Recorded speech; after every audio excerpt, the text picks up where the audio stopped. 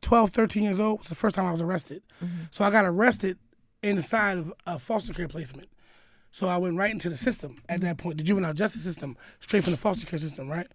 And I did 6 years in and out of juvie. I did one sentence I did a year and a half at a juvenile detention facility called St. Gabriel's Hall. I came back to Philly for like a month, got rearrested for possession, and I went away for 2 years. I actually graduated out of a court-adjudicated juvenile facility. No prom, no, none of that, right? None of that high school experience, none of that, the shit normal people do during that time. But I mean, the thing about me, I've always been a go-getter. So even in juvie detention, I used to write coaches' letters.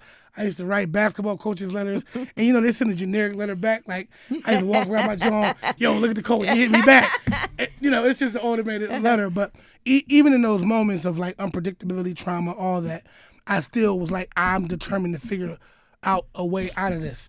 And thank God when I got out, and when I was 18, my dad was just coming out of prison. So he actually came out of prison. And while he was in prison, and this is the beauty of it all, this is the beauty in the struggle, he became an activist while he was in prison. Wow, okay. He started writing the city council president, John Street at the time, letters about what to do with returning citizens. So the council president, John Street, was actually about to run for mayor of Philly. I remember that, Mayor right? John Street. So he was about to run for mayor. My dad got out right when he announced his campaign for mayor.